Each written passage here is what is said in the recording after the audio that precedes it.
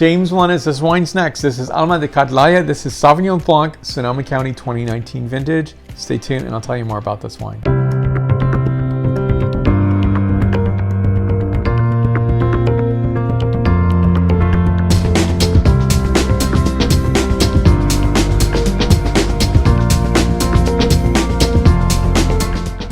So I think there's a lot of people out there who don't like a Sauvignon Blanc that's going to be really gooseberry, that, you know, that very, very almost overly astringent, overly bright characteristic note on a Sauvignon Blanc. This is not that wine. This is a wine that's a lot more harmonious, very citrus oriented, but nicely so, approachably so.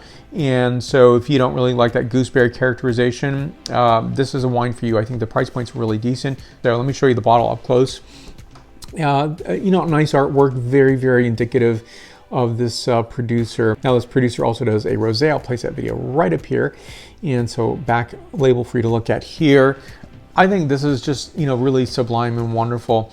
To me, you know, I always say the story of Sauvignon Blanc was not the first white wine variety that I fell in love with. In fact, it was probably one of the last. And although there's many, you know, white wine varieties, of course, but it was that moment of just understanding and appreciating this almost exhilarating quality.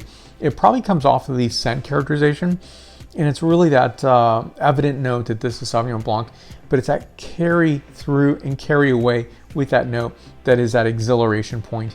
It's really nicely done. And so here we go first. The point score is 92 points out of 100 points. So this has two clones in it. It's clone number 1 as well as Musique.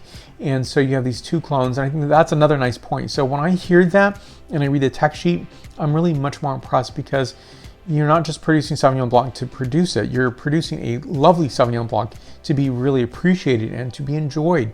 And I think that's the characteristic and touch that I very much appreciate. So again, that very, very clean nose to this wine here. So on this, I'm getting notes of almost like lemon curd, a bit of lemon zest, and stone fruit notes. Very nicely done. Next, the palate characterization.